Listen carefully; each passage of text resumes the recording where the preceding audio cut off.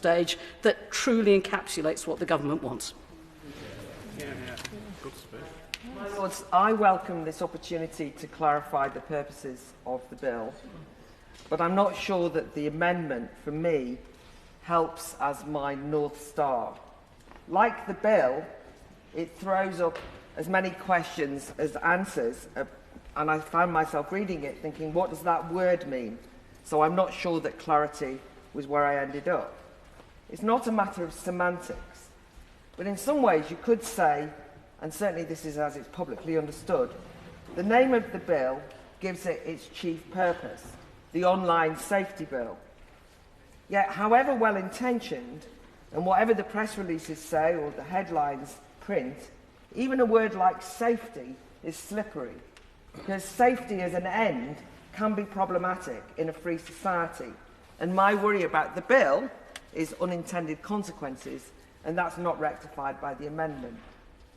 Because the bill assumes safety as the ultimate goal, we as legislators face a dilemma, because we have the responsibility of weighing up the balance between safety and freedom. But the scales in this bill are well and truly weighted towards safety at the expense of freedom before we start, and I'm again not convinced the amendment weighs them back again. Of course, freedom is a risky business, and I always like the opportunity to quote Karl Marx, who said, "You can't pluck a rose without its thorns." But I think it's important to recognise that freedom is not a dirty word, and we should avoid saying that risk-free safety is more important than freedom, because how would that conversation go with the Ukrainian people who risk their safety daily for freedom? But also, even the language of safety, or indeed what constitutes the harms that the bill and the amendments promise to keep the public safe from, need to be considered in the cultural and social context of the norms of 2023. A new therapeutic ethos now posits safety in ever-expanding pseudo-psychological and subjective terms, and this can be a serious threat to free speech. We know that some activists often exploit that concept of safety to claim harm when they merely encounter views they disagree with.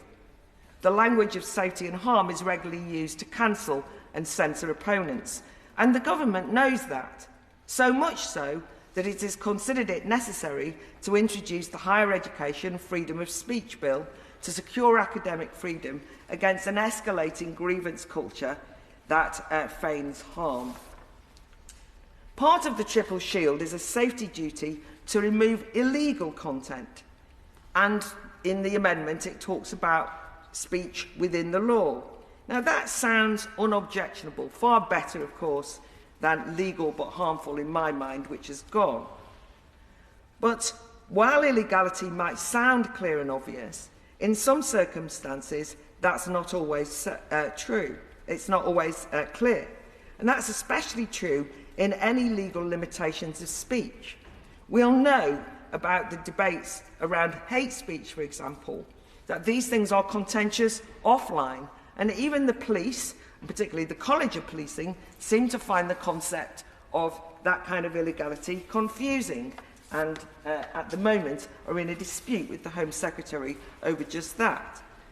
So is it really appropriate that this bill enlists and mandates private social media companies to judge criminality using the incredibly low bar of reasonable grounds to infer? It gets even murkier when the legal standard for permissible speech online will partly be set by compelling platforms to remove content which contravenes its terms and conditions, even if these terms of service restrict speech far more than domestic UK law does. So big tech is being incited to censor whatever content they wish, as long as it fits in with their T's and C's. And between this and determining, for example, what's in filters, a whole different issue, one huge irony here, which challenges one of the purposes of the bill, is that despite the government and many of us thinking that this legislation will defang and regulate big tech's powers, actually the legislation could inadvertently give those same corporates more control over what UK citizens read and view. Another related irony is that no doubt the bill was designed with Facebook, YouTube, Twitter, Google, TikTok, WhatsApp in mind. But as the bill's own impact assessment notes, 80% of impacted entities have fewer than 10 employees. And many sites, from Wikipedia to Mumsnet, are non-profit or empower their own users to make moderation or policy decisions. These sites and tens of thousands of British businesses of varying sizes, perhaps unintentionally, now face an extraordinary amount of regulatory red tape. And these onerous duties and requirements might be actionable, if not desirable, for larger platforms, but for smaller ones with limited compliance budgets, they could prove a significant, if not fatal, burden. And I don't think that is the purpose of the bill, but it could be an unintended outcome.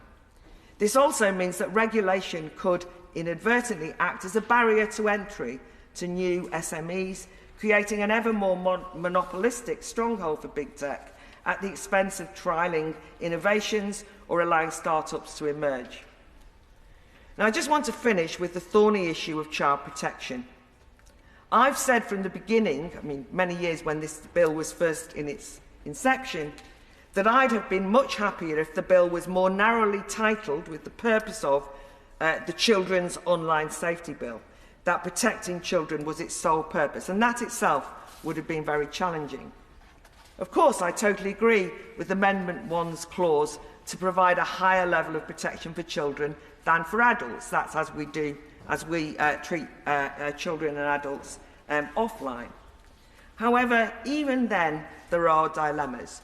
So, for example, something which a filter for suicide that might prevent a teenage user from seeing some of the most awful, hideous, nihilistic images that we have in our mind as this bill's purpose of getting rid of.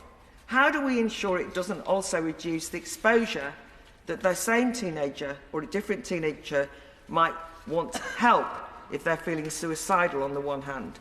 Or even, how do we ensure that they aren't denied valuable news items, debate and discussion for educational merit?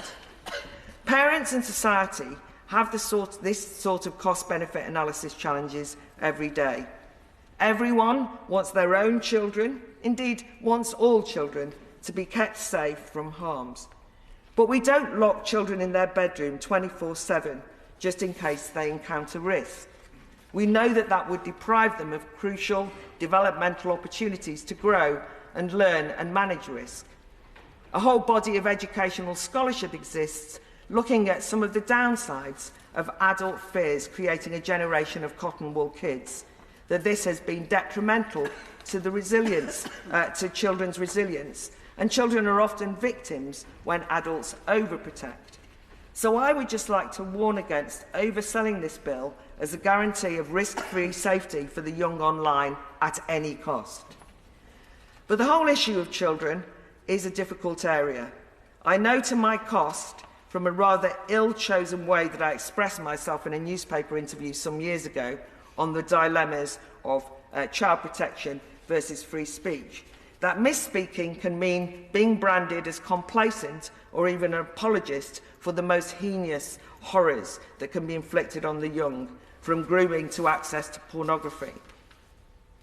However, I think that when people say think of the children, or when we are rightly reminded to consider the tragedy of, for example, Molly Russell's, we can find ourselves chilled into walking on eggshells and not saying what we think.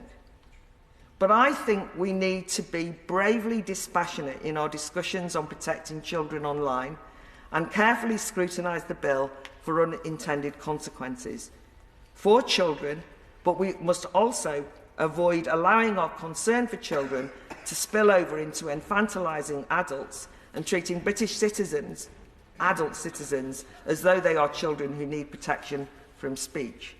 So, a lot to get through in this bill. I don't think the amendment, despite its good intentions, resolves the dilemmas we're likely to face in the following weeks. My Lord, I rise again just to, I've had a helpful reminder about